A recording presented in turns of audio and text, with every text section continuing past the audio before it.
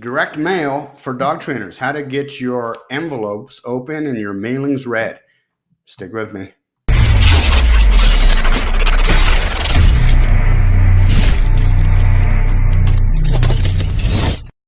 Just a quick tip on direct mail for dog trainers.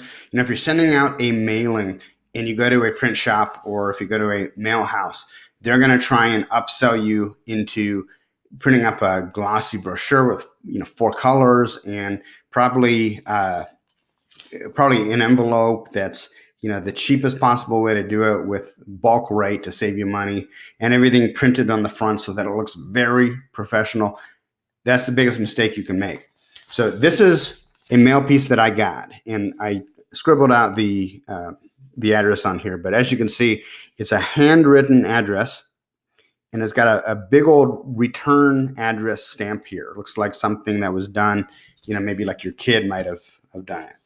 And it's got a first class stamp right over here. This looks like the type of letter that your grandmother would send you. See, when people get their mail, they stand over the trash can, and they have an A pile and they have a B pile. The A pile is stuff that they set aside to open. The B pile is stuff that they instantly toss into the trash. Anything that looks commercial, anything that looks like an advertisement goes immediately into the trash. So to get your mailings opened, you got to make it look like a letter from grandma. And so handwritten, first class stamp, big old return address. Now you can handwrite the return address. You can hire people on Craigslist for cheap to sit at home and address envelopes for you. But that is how you get the envelope open. In fact, this one was from a local politician running for the position of local county sheriff, I believe. And you have to open it. I mean, you get this, you think, who is this guy, this Aaron Bashir? I don't know him, but this might be important. It might be a long-lost relative sending me money. Now, as far as what to put in the envelope, what I recommend is a one piece of paper letter, 8.5 by 11, folded twice, just like a regular letter. And you can do it in a typewriter type font or just a very basic font. You don't really need to handwrite the letter per se, but you want to make it very, very informal and very, very short. So what I would do is something like, heard you just adopted, dear Susan, heard you just adopted a new dog from the SPCA, would love to offer you a free consultation, evaluation, and temperament test for your new pet. Please call me at this phone number, and then sincerely your name, and then the name of your dog training business at the bottom. You want to fight the temptation to put together a long multi-page letter or even just a whole bunch of content on one page. Keep it very short, keep it very brief so that they can scan it. Because again, person standing right over their trash can, if it's long, if they open it up if they put out of the envelope and it looks like some long written letter, they're immediately scanning to the bottom. It's from a business, goes in the trash. So you want to make it real quick, maybe 2 or 3 sentences with a strong call to action and offer something of value. And that's pretty much it. Now, how do you get a list of people to mail those letters to? You can go through a mail house. They work with mail brokers, or list brokers rather, and you can get a list of people in your area who have dogs, or a list of people in your zip code, target different neighborhoods.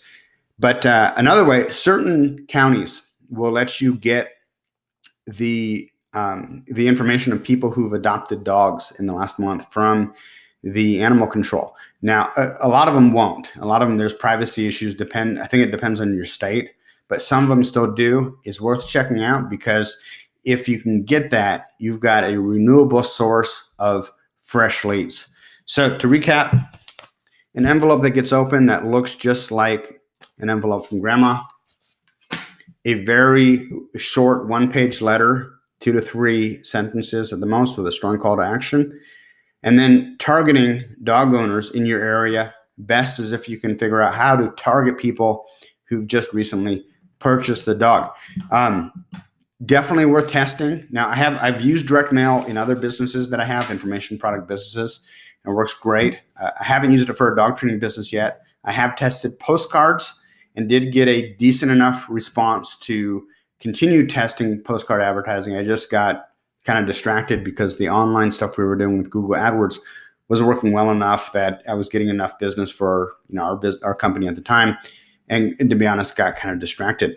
But if you need more leads and you've already maxed out all the other stuff you're doing, give direct mail a shot because it can work out really well. And it's also a very under the radar way of doing it. Your competition is not going to know what hit them. I mean, there's no way for your competition to know who you're mailing to, unless one of their clients happens to give them your mailer, which is just simply isn't going to happen. You'll be getting all these leads, and they won't, and they can't even copy you. It's not like other forms of advertising. If you do a radio ad or a TV ad, they see you, they say this must be working because they see that you're doing it month over month. With direct mail, they have no clue. So give that a shot, or don't. If you don't and you're not running Google AdWords, get in touch with me. What we do is we offer a 100% done for you Google AdWords management service. We take care of everything from soup to nuts, and we're getting amazing results for over 50 dog trainers, both here in America as well as in Canada. If that sounds good to you, head over to dogtrainertoolbox.com. You'll see in the upper left-hand corner, there's a box that says Expert Google AdWords Management for Dog Trainers Only. Click on that box, read through that page.